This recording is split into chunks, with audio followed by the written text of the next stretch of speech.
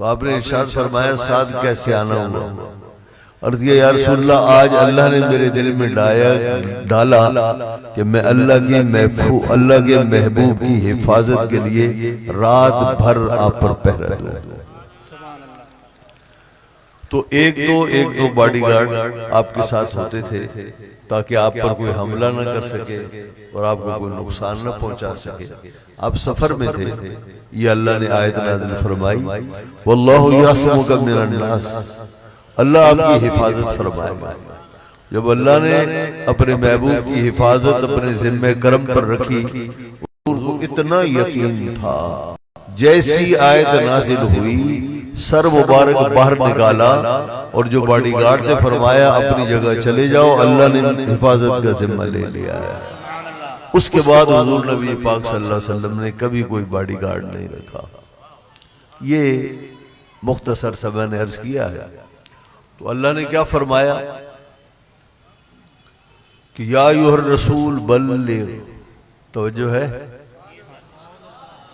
اے رسول پہنچائیے جو کچھ اللہ نے آپ کو دیا نازل کیا وہ پہنچائیے۔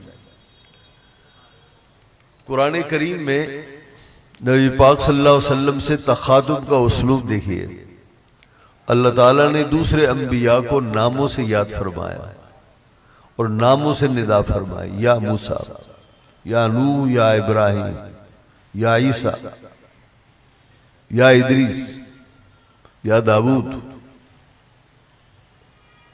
تو اللہ نے دوسرے انبیاء کو یاد فرمایا اور کلمہ یا کے ساتھ ان کے ناموں سے انہیں یاد فرمایا، یا موسیٰ، یا عیسیٰ، یا ابراہیم۔ لیکن پورے قرآن میں اللہ نے اپنے محبوب کو حضور کے نام سے یا محمد کہہ کر نہیں پکارا۔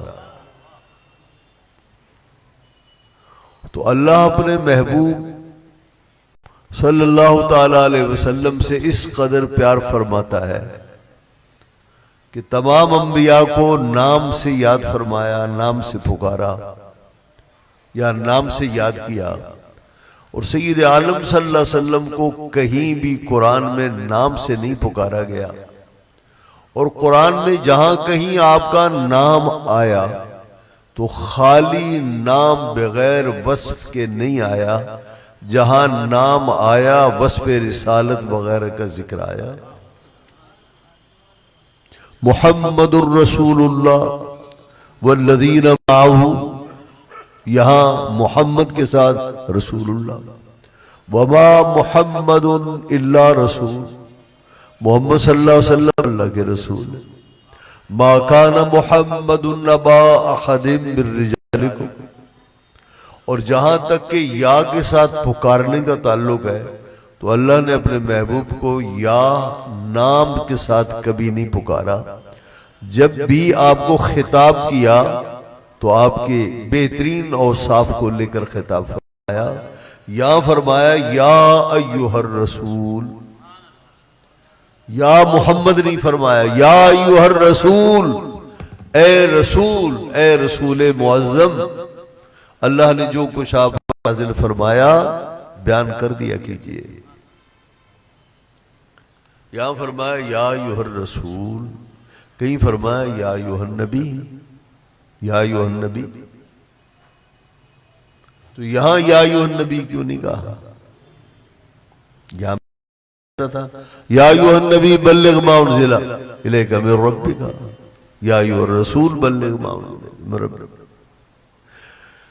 بلاغت کا قاعدہ یہ ہے کہ کسی ہستی کو اس وصف سے یاد کیا جائے کہ جو مضمون بیان کیا جا رہا ہے نا اس ہستی کا، اس مضمون کو سامنے رکھ کر اس کے موافق القاب سے اسے یاد کیا جائے۔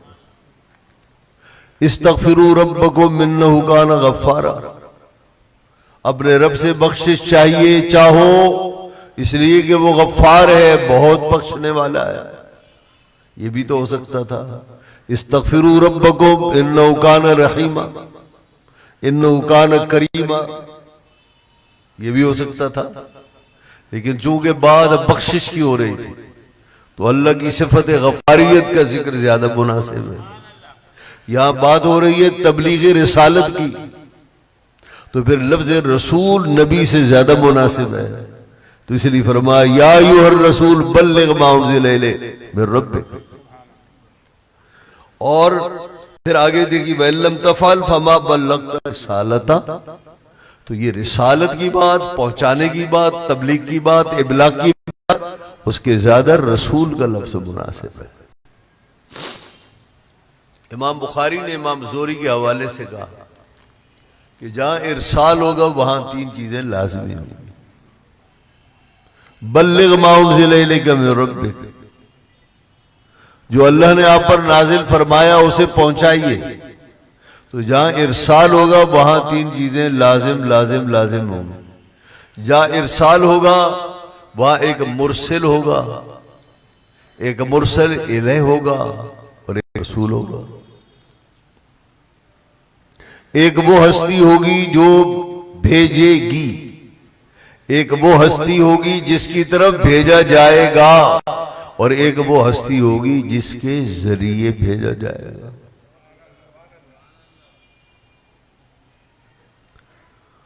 تو اللہ یہاں پھر ارسال ہے، تو پھر مرسل کون ہے، مرسل الیہ کون ہے، اور رسول کون ہے؟ تو مرسل اللہ ہے، نبی پاک صلی اللہ علیہ وسلم رسول ہیں، اور ہم لوگ کون ہیں؟ مرسل الیہ. تو اللہ ہے بھیجنے والا احکام کا، اور اللہ نے اپنے محبوب پر احکام نازل فرمائے اور ہمارے لیے نازل فرمائے. تو اس آیت میں تینوں کا ذکر ہے، مرسل کا بھی ذکر ہے، رسول کا بھی ذکر ہے، اور مرسل الیہم کا بھی ذکر ہے. یا ایھا الرسول، رسول آگے، بلغ ما انزل الیک من ربک، یہ مرسل آ گیا. اور ظاہر ہے کہ احکام جو اللہ بھیجتا ہے رسول پر، اور رسول جو رسول بنایا جاتا ہے لوگوں کے لیے، تو لوگ مرسل الیہ ہیں، یہ واضح ہے. اچھا، ایک رسول ہوتا ہے، ایک نبی ہوتا ہے. رسول اور نبی میں نحمیر پڑھنے سے لے کر آخر تک آپ پڑھایا جاتا ہے آپ کو، بہت واضح بات ہے. رسول اور نبی میں فرق یہ ہے کہ نبی اللہ رب العزت کی اس فرستادہ ہستی کو کہتے ہیں جس پر اللہ وحی نازل فرمائے اور خلق کی ہدایت لوگوں کی طرف بھیجے. یہ بھی ہو سکتا ہے اللہ اسے نئی کتاب اور نئی شریعت، اور یہ بھی ہو سکتا ہے کہ اللہ ایسا نہ کرے، اور جو پہلے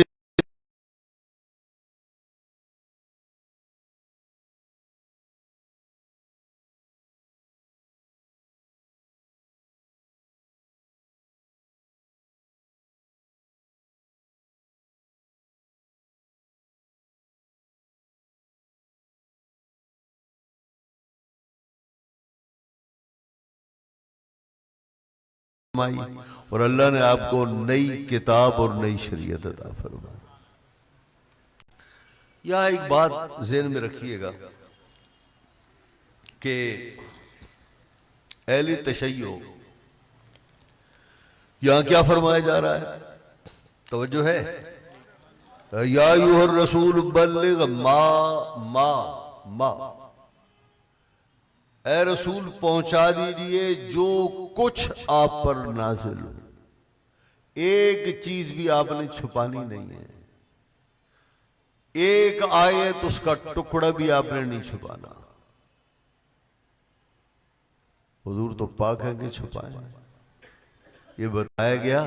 ہم نہ لازم کرتے تو بھی نہ چھپاتے، ہم نے تو لازم فرما دیے تو وہ کیسے چھپا سکتے ہیں. تو یہ بتانے کے لیے کہ رسول پر جو نازل ہوا اس امانت کو رسول نے امت تک منو ان پہنچا دیا. کوئی کمی، اخفاء، چھپانے کا کوئی معاملہ نہیں. تو محبوب جو کچھ آپ پر نازل کیا گیا آپ اسے پہنچائیے. بلغ امر کا صیغہ امر وجوب کے لیے آتا ہے، تو آپ پر لازم ہے کہ اللہ العزت کی منزل احکام میں سے کسی بھی ایک حکم کو کسی مصلحت کی خاطر آپ اخفا نہیں کریں گے، چھپائیں گے نہیں۔ کچھ لوگ کہتے ہیں رسول نے چھپایا ہے، تو قرآن کریم کیا فرماتا ہے؟ میرے محبوب نے کچھ نہیں چھپایا۔ فرمایا اِن لم تفعل فما بلغت رسالتہ، اور اگر آپ نے ایسا نہیں کیا تو آپ نے پھر اللہ کی رسالات و احکام کو نہیں پہنچایا۔ یہاں طلباء کی تشخیص کے لیے ایک بات ہے، آپ نے پڑھا ہے کتابوں میں کہ شرط اور جزا میں مغایرت ہوتی ہے۔ مثال کے طور پر آپ میرے پاس آئیں گے نا اگر آج رات کو، تو ہم آپ کو، تو آنا الگ چیز ہے، کھانا کھلانا یہ ایک الگ چیز ہے۔ اور اگر آپ یوں کہیں اگر آپ ہمارے پاس آئے تو آپ پھر آئے، یہ کوئی بات ہے؟ اگر آپ ہمارے مدرسے میں آ گئے، آپ آ گئے۔ شرط جزا میں کیا فرق ہوا؟ وہی شرط ہے وہی جزا۔ تو یہاں فرمایا جا رہا ہے کہ اے رسول، جو کچھ اللہ نے آپ پر نازل فرمایا اس کی تبلیغ کیجئے، اور اگر آپ نے تبلیغ نہیں کی تو آپ نے تبلیغ نہیں کی۔ تو شرط جزا میں تو کوئی مغایرت نہیں ہے، وہی شرط وہی جزا۔ دیکھیں اس کا مفہوم یہ ہے، محبوب ایک حکم بھی اگر آپ نے چھپایا تو یوں سمجھئے کہ سارا قرآن آپ نے چھپا دیا۔ جیسے قرآن کے بعض پر ایمان لانا اور باقی کا انکار سارے قرآن کا انکار ہے۔ بعض نبیوں کو مان کر ایک نبی کا بھی انکار کیا تو سارے نبیوں کا انکار ہے۔ آپ نے بعض احکام کو چھپایا تو یہ سارے احکام چھپانے کے مترادف ہے۔ یا اے محبوب اگر آپ نے احکام میں سے کچھ بھی چھپایا، تبلیغ نہیں کی، تو آپ نے حق رسالت ادا نہیں فرمایا۔ تو یہ دو مغایر۔ نبی پاک صلی اللہ علیہ وسلم نے جب خطبہ حجۃ الوداع ارشاد فرمایا تو آپ نے صحابہ کرام کو ایک بات پر گواہ فرمایا۔ آپ نے فرمایا الا هل بلغت، بتاؤ میرے صحابہ میں نے اللہ کے ایک ایک حکم کو تمہاری طرف پہنچایا یا نہیں پہنچایا؟ میں نے احکام الہیہ میں سے ایک ایک حکم کو تم تک پہنچایا یا نہیں پہنچایا؟ تو صحابہ کرام نے عرض کیا ہاں یا رسول اللہ، کیوں نہیں آپ نے پہنچایا؟ تو آپ نے فرمایا تم گواہ رہو۔ پھر فرمایا فَلْيُبَلِّغِ الشَّاهِدُ الْغَائِبَ، شاہد غائب کو پہنچا دے، حاضر غائب کو پہنچا دے، سب باتیں پہنچا دے۔ بلغوا عنی ولو کان آیا، ہر چیز جو مجھ سے سنو پہنچاؤ، اگرچہ وہ ایک چھوٹی سی آیت ہی کیوں نہ ہو۔ ایک تو یہ کہ حضور نے کچھ نہیں چھپایا۔ یہ بھی کہتے ہیں یہ جو قرآن تمہارے ہاتھوں میں ہے یہ پورا قرآن، یہ ان کی کتابوں میں لکھا ہو، یہ پورا قرآن نہیں ہے۔ پورا قرآن تو امام مہدی کے پاس ہے جسے وہ غار میں لے کے دبک کے بیٹھے ہوئے ہیں، اور جب قیامت کے قریب وہ تشریف لائیں گے تو پھر سارا قرآن ہوگا۔ اس میں کتنے پارے ہوں گے جو اہل بیت کرام کی شان میں ہوں گے اور جو امت تک نہیں پہنچایا جا سکا۔ یہاں تو حضور فرماتے ہیں اللہ نے مجھے اپنے دین کے لیے چنا اور میرے لیے میرے اصحاب کو چنا۔ تو جیسے حضور نے اللہ کے احکام میں کوئی خیانت نہیں کی، حضور کے صحابہ نے حضور کی امانت میں کوئی خیانت نہیں کی۔ تو قرآن جو کچھ ہمارے پاس ہے یہی قرآن ہے، ابن کا اعلان کیا۔ توجہ سے سن رہے ہیں آپ؟ تو اہل تشیع کیا کہتے ہیں؟ یہ آیت احکام الہی کے لیے نہیں آئی ہے کہ محبوب احکام الہی لوگوں تک پہنچائیے۔ یہ احکام الہی قرآن کریم کی آیات کے بارے میں یہ آیت نازل نہیں ہوئی ہے، بلکہ یہ آیت جس چیز کے ابلاغ اور پہنچانے کے لیے رسول کو پابند کیا جا رہا ہے وہ خلافت بلا فصل مولا علی کے لیے ہے۔ اللہ نے اپنے محبوب کو اس کا حکم دیا ہے کہ محبوب خلافت علی بلا فصل کا اعلان کیجئے، میرے بعد علی خلیفہ ہوں گے، میرے فوراً بعد علی خلیفہ ہوں گے، بس یہ لوگوں کو بتا دیجئے۔ حضور نے اس پر عمل کیا اور حجۃ الوداع کی واپسی پر حضور نے یہ اعلان کیا کہ میرے بعد خلیفہ بلا فضل علی۔ اب توجہ سے سنیے گا، بتائیے اگر اللہ یہ فرماتا ہے اس آیت میں کہ محبوب خلافت علی کا اعلان کیجئے، اس کا موقع حجۃ الوداع تھا یا ایک جنگل تھا؟ بول نہیں رہے اب سمجھ رہے ہیں؟ یہ پشتو میں بول رہا ہوں، اردو میں بول رہا ہوں۔ تو یہ بتائیے کہ اگر وہ امانت جو اللہ نے اپنے محبوب کو فرمایا یہ امانت کو پہنچا دیجئے، اعلان کر ہیں، تو اس کا بہترین مقام حجۃ الوداع جہاں 20,000 انسان صحابہ کی شکل میں موجود ہے، وہ بہترین مقام ہے۔ یہ ایک جنگل میں جا کر ہوئے رہے ہیں چند صاحب بولے حجۃ الوداع، تو وہاں اعلان فرمایا۔ اس لیے یہ بات غلط ہے۔ میں ایک واقعہ پیش آیا، صحابی نے حضرت مولا علی پر شک و شبہ کا اظہار کیا بعض معاملات میں، تقسیم غنائم کے معاملے میں انہوں نے حضرت مولا علی پر تحفظات کا اظہار کیا۔ نبی پاک صلی اللہ تعالی علیہ وسلم نے اس وقت جو موجود صحابہ تھے ان سے فرمایا کہ من کنت مولا ہو فہذا علی مولا، علی کو شک کی نگاہ سے مت دیکھو۔ من کنت مولا ہو فہذا علی مولا، میں جس کا محبوب اور دوست ہوں علی بھی اس کا محبوب ہے۔ اچھا یہ بتائیے، اگر بہت توجہ سے سنیے گا بات سمجھ میں آئے گی۔ من کنت مولا ہو فہذا علی مولا، عرب کی جتنی ڈکشنریاں ہیں سب کھولیے، اس میں مولا کے معنی تلاشی۔ من کنت مولا ہو، جس کا میں مولا، علی اس کے مولا۔ مولا کا ترجمہ اس کے معنی، میں خلیفہ بلا فصل ہوں، علی اس کا خلیفہ بلا فصل ہے، کوئی مطلب بنتا ہے؟ بھئی توجہ کر رہے ہیں آپ؟ اگر مولا کے معنی خلیفہ بلا فصل ہوں تو کیا معنی ہوں گے؟ جس کا میں خلیفہ بلا فصل ہوں۔ حضور کس کی خلیفہ بلا فصل؟ حضور کے خلیفہ تو ہوں گے۔ جس کا میں خلیفہ ہوں، حضور صرف خلیفہ اپنے رب کے ہیں، انبیاء خلیفہ اپنے رب کے۔ جس کا میں خلیفہ ہوں علی اس کے خلیفہ ہیں، کوئی بات بنتی ہے؟ اچھا یہ بتائیے کیا دو خلیفے ایک وقت میں ہو سکتے ہیں؟ اگر دو خلیفے ایک وقت میں ہو جائیں تو نظام کو تباہ ہونے میں دیر لگے گی۔ تو گویا حضور فرماتے ہیں جس کا میں خلیفہ ہوں علی اس کے خلیفہ ہیں، تو آج روئے زمین پر مسلمانوں میں بھی تمہارا خلیفہ ہوں، علی بھی تمہارا خلیفہ ہے۔ مفہوم تو یہ ہو۔ تو اب حضور صلی اللہ علیہ وسلم ہی سے کیوں نہ پوچھے کہ یا رسول اللہ یہاں مولا کے آپ کیا معنی لے رہے ہیں؟ تو جو حضور ارشاد فرمائیں گے اس سے بہتر کوئی معنی نہیں ہوگا۔ عرض کرو، حضور سے پوچھتے، حضور سے پوچھتے۔ اور آقا اور مولا صلی اللہ علیہ وسلم کی بصیرت تو دیکھیے، فراست نبوت کو دیکھیے۔ حضور کو معلوم تھا اس میرے جملے سے کوئی گمراہ کر سکتا ہے، تو حضور نے ایسا سد باب باندھا کہ اس میں گمراہی کا کوئی راستہ پیدا نہیں کر سکتا۔ کیا فرمایا؟ توجہ سے سنیے گا۔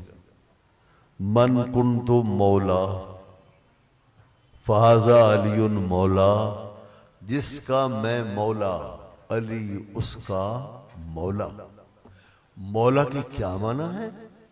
مولا کے تو بہت سے معنی ہیں، تو حضور نے خود بتا دیا۔ آگے اگلا جملہ سنیے، اللہم والے من والا وعاد من عادا، اے مالک و مولا جو مجھ سے محبت، جو علی سے محبت کرے تو بھی اس سے محبت کر، جو علی سے عداوت و بغض رکھے مولا تو بھی اس کا دشمن ہو جا۔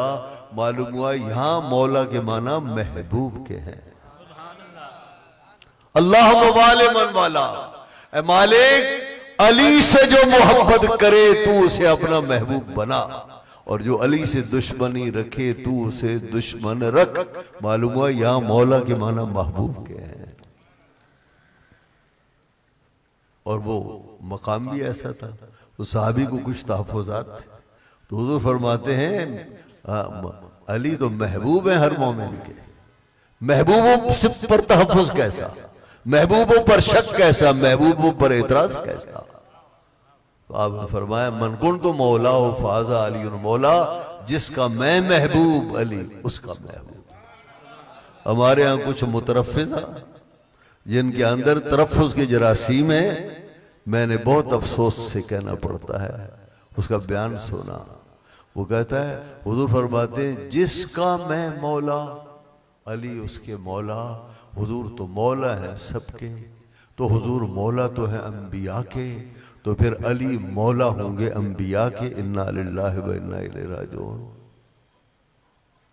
تو جہاں یہ انہوں نے جس چینل پر دیا, میں نے اس کے ہوسٹ سے کہا کہ اس گمراہی سے پہلے تعین ضروری ہے, اس سے پوچھو مولا کا پہلے ترجمہ کر, مولا کا پہلے ترجمہ کر.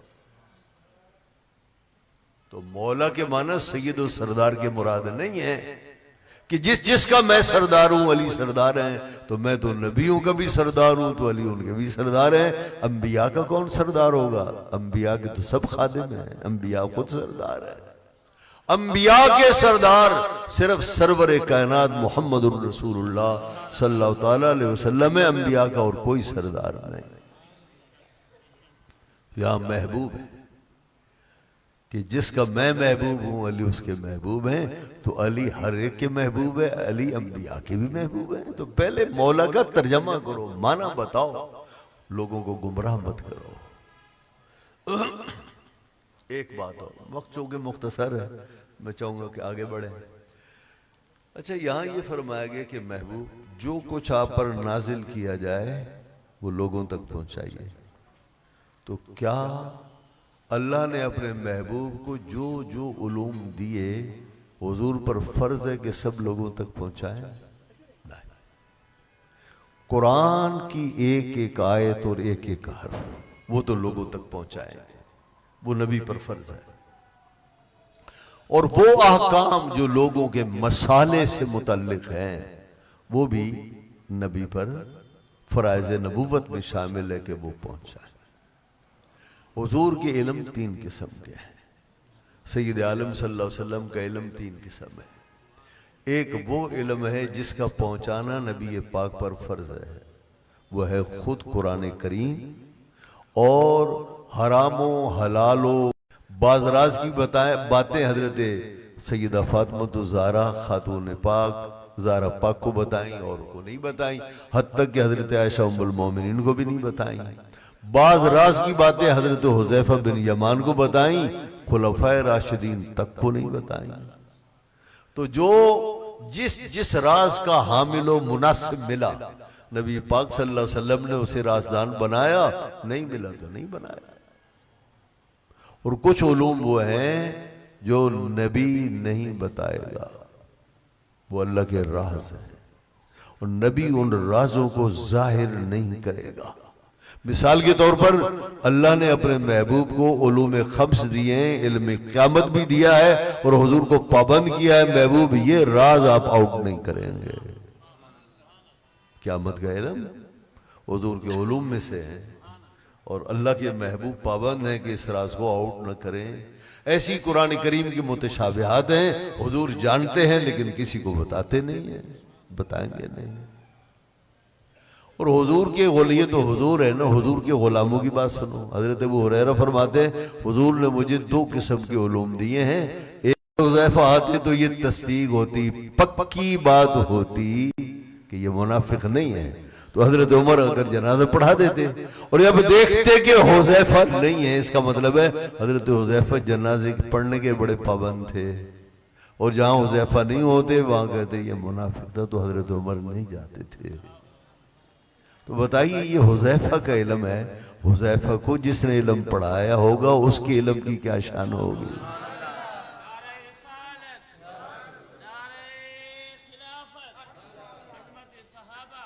آخری حدیث پڑھیے. کافی ہے نا مولانا نعمان صاحب؟ ہاں پڑھیے بیٹے. بسم اللہ الرحمن الرحیم. باب قول اللہ ونضع الموازین القسط لیوم القیامت وان اعمال بنی آدم وقولهم توزن. وقال مجاہد القسطاس العدل بالرومیت ويقال القسط مصدر المقسط وهو العادل واما القاسط فهو الجائر. حدثنا احمد بن اشکاب قال حدثنا محمد بن فضیل عن عمارة بن القعقاع عن ابی زرعة عن ابی ہریرة رضی اللہ تعالی عنہ قال قال النبي صلی اللہ تعالی علیہ وآلہ وسلم کلمتان حبیبتان الى الرحمن خفیفتان علی اللسان ثقیلتان فی المیزان سبحان اللہ وبحمدہ سبحان اللہ العظیم. یہ آخری حدیث ہے، باب ہے کہ اللہ تعالیٰ کا ارشاد وَنَضَعُ الْمَوَازِينَ الْقِسْطَ لِيَوْمِ الْقِيَامَةِ اس بارے میں، اور یہ کہ بنی آدم کے اعمال و اقوال کا وزن ہوگا. امام مجاہد نے کہا قرآن کریم میں قسطاس کا لفظ بھی آیا ہے جس کے معنی عدل کے ہیں رومی زبان میں، اور کہا جاتا ہے کہ قسط مصدر ہے. یوم حشر میں جو میزان ہے وہ بھی ایک ہے. یہاں فرمایا جا رہا ہے ہم میزانیں رکھیں گے عدل کی. تو علماء نے کہا یہاں جمع موزون کی انواع کے اعتبار سے ہے کہ جن جن چیزوں کا وزن ہو وہ بہت سی ہیں. مثال کے طور پر ایمان کا وزن، نماز کا، روزہ، زکوٰۃ، حج، عمرہ، زکوٰۃ، خیرات، جی لوگوں کی مدد، خلق خدا کی، یہ مختلف موزونات ہیں. تو اس لیے موزون مختلف ہیں تو پھر میزان کو بھی جمع کا صیغہ لایا گیا. یا جن لوگوں کے اعمال کا وزن کیا جائے گا وہ لوگ اربوں میں ہیں تو اس لحاظ سے میزان کو بھی جمع لایا گیا. بنی آدم کے اعمال تولے جائیں گے. امام بخاری کو کیا ضرورت پڑی اس باب باندھنے کی؟ امام بخاری کی عادت ہے بد مذہبوں کا رد کرتے ہیں. تو معتزلہ ایک بد مذہب فرقہ ہے، وہ یہ کہتے تھے کہ اعمال کا وزن وغیرہ کچھ بھی نہیں ہے، یہ صرف افسانے ہیں، داستان ہیں، اس کی کوئی حقیقت نہیں ہے. وزن اعمال ہوگا ہی نہیں قیامت کے دن. وزن اعمال کیوں نہیں ہوگا؟ وہ کہتے ہیں عمل کیا ختم ہو گیا، جو چیز ختم ہو جائے اس کا کہاں سے وزن ہوگا؟ ٹھیک ہے نا؟ ایک چیز کا وجود ہی نہیں ہے تو جو موجود ہے وزن موجود کا ہوتا ہے یا وزن اس کا ہوتا ہے جو عدم کے سفر پر چل پڑے؟ موجود کا وزن ہوتا ہے. اور عمل کرنے کے بعد تو معدوم ہے، معدوم کا وزن سے پاک ہے. معدوم ہمیشہ وزن خاصا ہے، موجود. عمل موجود ہی نہیں تو وزن کہاں سے؟ پھر ایک اور وہ شرارت کرتے ہیں، وہ کہتے ہیں پوچھتے ہیں اہل محشر کو اللہ پر اعتبار ہے یا نہیں؟ اگر اللہ پر اعتبار ہے تو وزن کی کیا ضرورت ہے؟ اللہ زبانی فرما دے تیری یہ تیرے گناہ ہیں، یہ تیری نیکیاں ہیں، چل جہنم میں جا، چل جنت میں جا. اور اگر بھروسہ بندوں کو اللہ پر نہیں ہے تو زبانی بھروسہ نہیں ہے تو وزن کا بھی بھروسہ نہیں ہوگا. وزن کرنا بیکار ہے.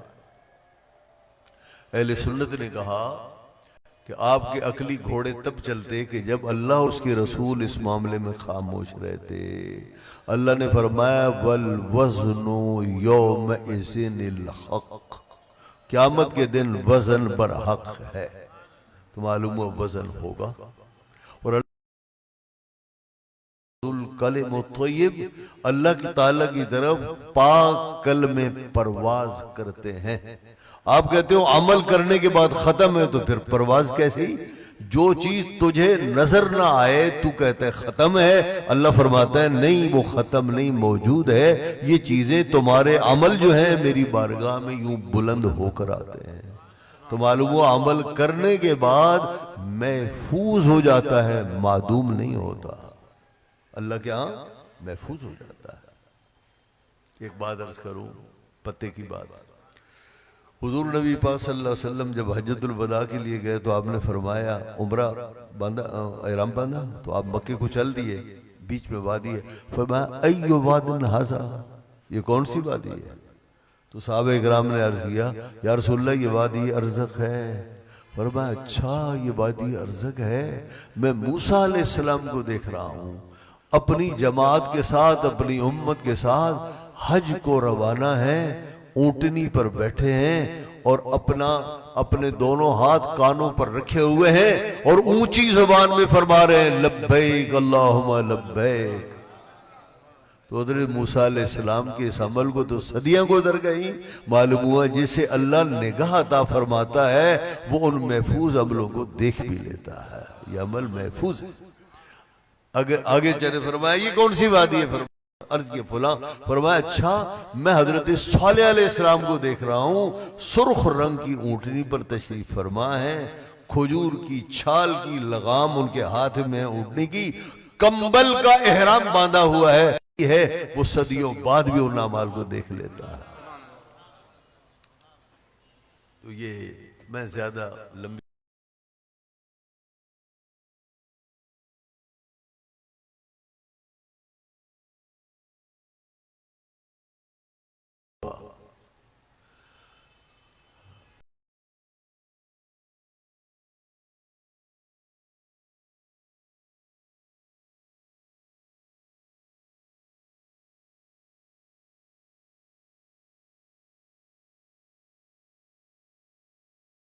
نبی پاک صلی اللہ علیہ وسلم فرماتے ہیں کہ دو کلمے ہیں اللہ کی بارگاہ میں محبوب ہیں، زبان پر ہلکے ہیں، وزن اعمال میں میزان عمل میں بھاری ہیں۔ کہاں بھاری ہیں؟ میزان عمل میں بھاری ہیں۔ معلوم ہوا میزان عمل بھی چھوٹی سی پرچی حسنات کے پلڑے میں ڈالی جائے گی، یہ ان سے وزنی ہو جائے گی۔ تو فرمایا وزن اعمال میں سے یہ دو کلمے ہیں، سبحان اللہ و بحمدہ ایک اور سبحان اللہ العظیم دو۔ آخری بات، امام بخاری نے ختم بخاری میں یہ حدیث کیوں لائے؟ اور بھی تو لا سکتے تھے، کتنی حدیثیں بیان کی ہیں، ہزاروں۔ تو اس حدیث کو آخر میں کیوں لائے؟ بالکل لاسٹ۔ توجہ ہے؟ دیکھو ایک ہوتی ہے بدایت، ایک ہوتی ہے نہایت، چلے ایک ہوتی ہے ابتدا، ایک ہوتی ہے انتہا۔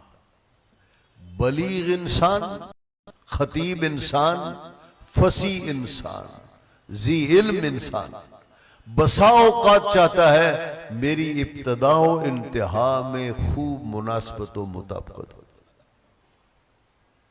تو امام بخاری نے کیا کیا؟ امام بخاری نے کہا حدیث وہ لاؤ کہ جس کا آغاز کتاب سے گہرا تعلق ہو، تاکہ بدایت و نہایت مل جائیں، ابتدا و انتہا میں انتہائی موزونیت ہو اور انتہائی مناسبت ہو۔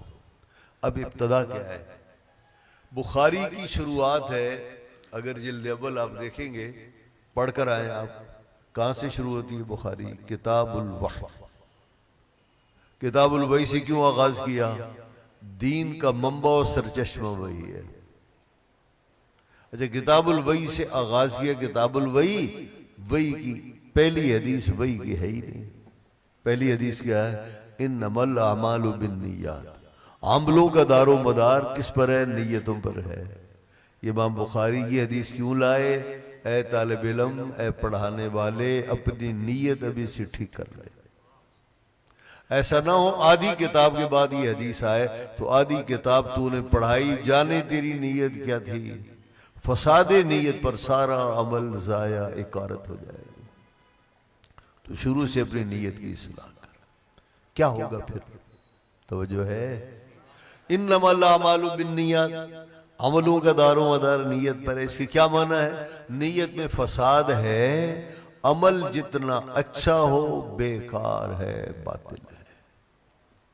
اس لیے اپنی نیت ٹھیک کر، اگر تیری نیت درست ہوگی تو تیرا عمل مقبول ہوگا، اور جتنا اخلاص زیادہ ہوگا اتنا ثقیل بھی ہوگا، اتنا ثقیل بھی ہوگا۔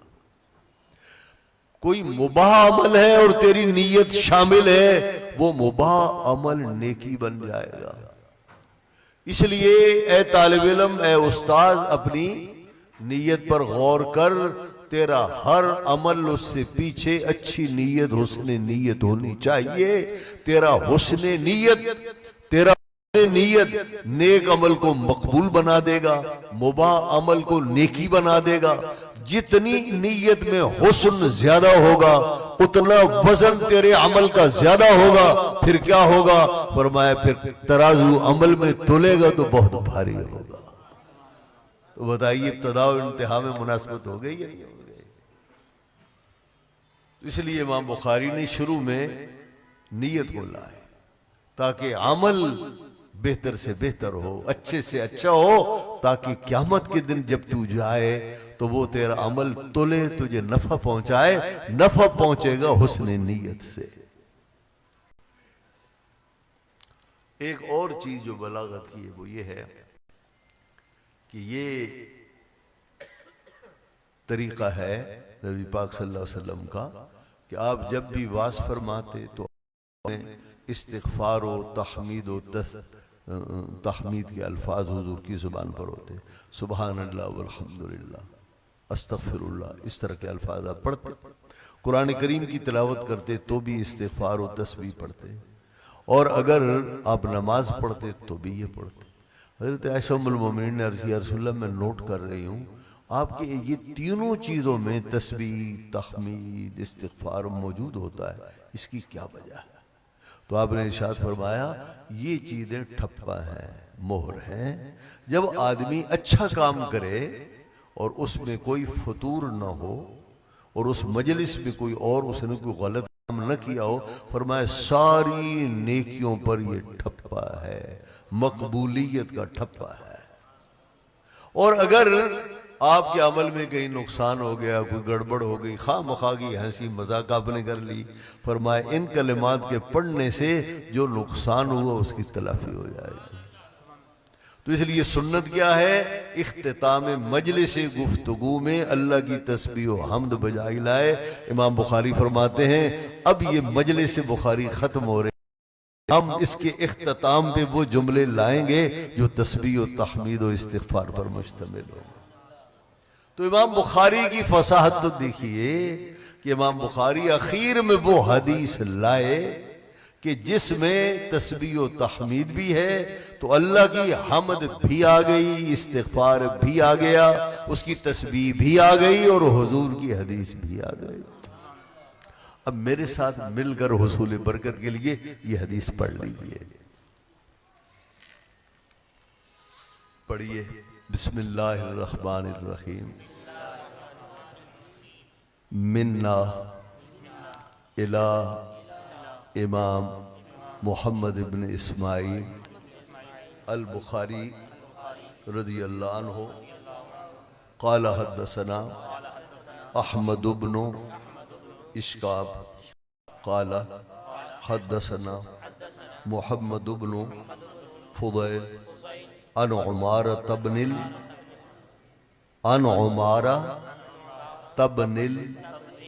القعقاع عن نبی زرع عن نبی حریرہ قال قال النبی صلی اللہ علیہ وسلم کلمتان حبیبتان الی الرحمن خفیفتان علی اللسان ثقیلتان فی المیزان سبحان اللہ وبحمدہ سبحان اللہ العظیم۔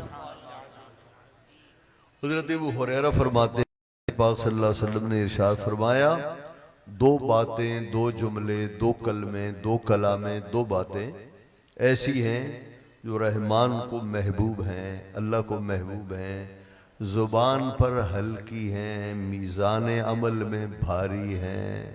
حضور فرما رہے ہیں بھاری ہیں۔ وہ کیا ہیں؟ سبحان اللہ و بحمدہ، اے اللہ میں تیری پاکی بیان کرتا ہوں تیری حمد کے ساتھ۔ سبحان اللہ العظیم، اللہ عظمت والے کے لیے پاکی ہے۔ اس پر امام بخاری نے ختم کیا، اسی پر میں نے بھی اور آپ نے بھی ختم کیا۔ اللہ اس ختم کو قبول فرمائے۔ نیت ہے۔ آپ کا نام کیا ہے بیٹے؟ فرمان ابو حفص فرمان علی، ابو حفص محمد شریف، ابو الحبیب، کیا؟ یہ مجھے ہنسی اور بات پر آئی، جو ہمارے پرانے لوگ ہیں وہ جانتے ہیں، ابو الحبیب مولانا محمد شریف۔ آپ کہاں کے ہیں؟ روڑی کے تو نہیں ہیں؟ اچھا، آپ کہاں؟ اشفاق احمد، اشفاق نہیں ہے، اشفاق احمد، اشفاق احمد۔ ابو عاصم، کیا؟ ابو عاصم، آفتاب احمد۔ ابو سالم، ٹھیک ہے، ابو سالم۔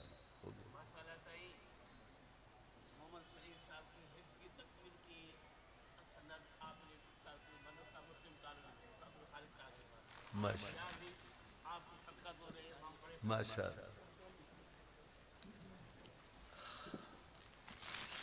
حضرت مبارک ہو آپ کو، مولانا نعمان صاحب مبارک ہو، ماشاء اللہ۔ ہاں،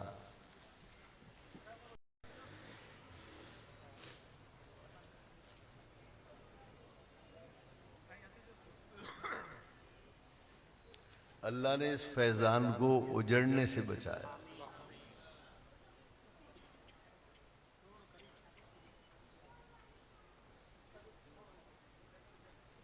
آپ ایسا کیا کریں آئندہ، چونکہ سند پہ نام ہے نا، کوشش کریں کہ پہلے سے ان کی کنیتیں لے لیں تاکہ اس پہ ان کی کنیت کے ساتھ آئے۔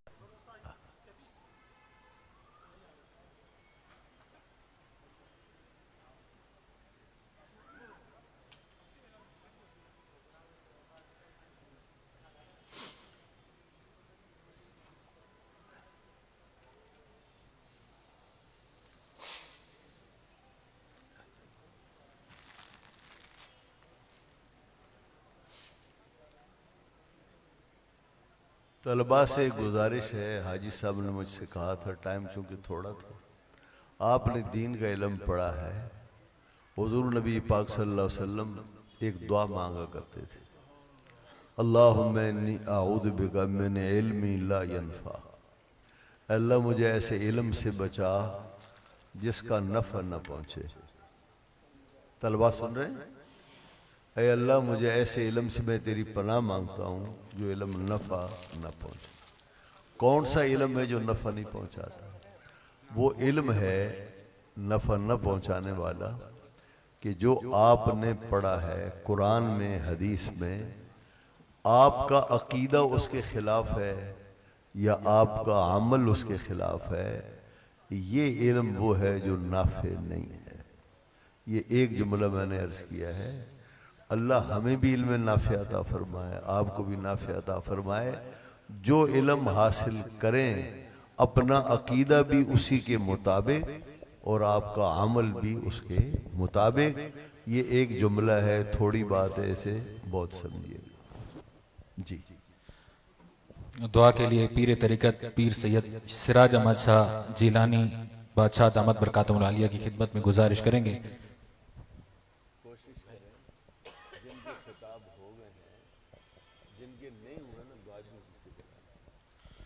اللہم صلی علی سیدنا مولانا محمد وآلہ وصحابہ وبارک وسلم علیہ۔ یا اللہ کریمن جو صدقو، کریمن جی بچڑن جو صدقو خاص کرم فرما۔ مجھا کریم اللہ محبوب مصطفیٰ جے بچڑن جو صدقو ہنا انیس المدارس جے فیض کے تا قیامت جاری ساری فرما۔ محبوب مصطفیٰ رحمت للعالمین مدینے وارے تاجدار جو صدقو خاص عنایت عطا فرما۔ پیرن جے پیر روشن ضمیر دلبر دستگیر جو صدقو خاص عنایت عطا فرما۔ مجھا کریم اللہ جے کے طلبہ فارغ تھیان یا جے کے پڑھن تھا، مجھا کریم اللہ انہن کے پانچے مقصد میں کامیابی عطا فرما۔ محبوب مصطفیٰ جے بچڑن جو صدقو جے کے طلبہ فارغ تھیان، مجھا مالک انہن کے استقامت عطا فرما، انہن کے انیا ودھیک دین جو جذبو عطا فرما۔ سائیں مفتی نعمان سائیں جی ہن خدمت کے سائیں جن جی حاج صاحب جی خدمت کے مجھا کریم اللہ پانچی بارگاہ میں नाना रसूलुल्लाह पंहिंजी बारगाह में क़बूल ऐं मंज़ूर फरमा। असां सभिनी जो बि हिते अचण, हिते वेहण, हिते ॿुधण क़बूल फरमा। साईं मुफ्ती साहब, जेके बि उलमा इकराम, जेके बि तुलबा आहिनि, मुंहिंजा करीम अल्लाह महबूब मुस्तफ़ा जे बचड़नि जो सदको सभिनी ते ख़ासि करम फरमा। सुब्हान रब्बिक रब्बिल इज़्ज़ति अम्मा यसिफून व सलामुन अलल मुरसलीन वल्हम्दुलिल्लाहि रब्बिल आलमीन। ला इलाहा अल्हम्दुलिल्लाहि रब्बिल आलमीन वस्सलातु वस्सलामु अला सय्यिदिल मुरसलीन खातमिन नबिय्यीन व अला आलिहि व अस्हाबिहि अजमाइन। अल्लाहुम्मा इन्ना नसअलुकल अफ़्व वल आफ़िया वल मुआफ़ात अद-दाइमा फ़िद्दीन व दुनिया वल आख़िरा। तवफ़्फ़ना मुस्लिमीन व अलहिक़ना बिस्सालिहीन। अल्लाहुम्मा इन्ना नऊज़ु बिका मिन जहदिल बला व दरकिश शिक़ा व सूइल क़दा व शमाततिल आदा। अल्लाहुम्मा इन्ना नऊज़ु बिका मिनल हम्मि वल हुज़्न। अल्लाहुम्मा इन्ना नऊज़ु बिका मिनल हम्मि वल हुज़्न व नऊज़ु बिका मिनल अज्ज़ि वल कसल व नऊज़ु बिका मिनल जुब्न वल बुख़्ल व नऊज़ु बिका मिन ग़लबतिद दैन व क़हरिर रिजाल। ऐ मालिक व मौला, इस मजलिस ख़त्म बुखारी को कबूल फरमा। जो मशाइख़, उलमा और मेहमानान गिरामी तशरीफ़ लाए हैं, इन सब की बरकतें इन तलबा को अता फरमा। जामिया निसुल मदारिस को, तमाम मदारिस अहले सुन्नत को और इस तरक्की अता फरमा। इसके बाद सलमान नूरी साहब को ऐ अल्लाह शिफा अता फरमा, सेहत अता फरमा, और ऐ अल्लाह इनको बदन की ताकत अता फरमा, मज़ीद हिम्मतें अता फरमा। हमारे सात भाई पर और इनके तमाम इस जामे के मुआविनीन, इनकी औलाद पर अपना करम और फजल फरमा। ऐ मालिक व मौला, गज़ा, फ़लस्तीन, मक़बूज़ कश्मीर जहाँ कहीं मुसलमान मज़लूमी की ज़िंदगी बसर कर रहे हैं, सबकी मदद फरमा। ऐ अल्लाह, पाकिस्तान की हिफाजत फरमा, इसे अमन अता फरमा, अपना फजल और अपना करम फरमा। हम सबको सेहत व आफ़ियत अता फरमा। मौलाना मोहम्मद नुमान हनफी अज़ीज़ मोहतरम, जिनकी क़यादत में ये कारवान रवां है, ऐ मालिक मौला, इनकी हिम्मतें और ज़्यादा बढ़ा, इनकी इस्तेदाद में और इजाफ़ा फरमा, इनके इखलास में और ज़्यादा इजाफ़ा फरमा। ऐ मालिक मौला, अपने महबूब का सदका हमारे तमाम मदारिस को तरक्की अता फरमा, अपना फजल फरमा, अपना करम फरमा। सल्लल्लाहु तआला अला खैर खल्क़ी सय्यिदना व मौलाना मुहम्मद व आलिहि व अस्हाबिहि।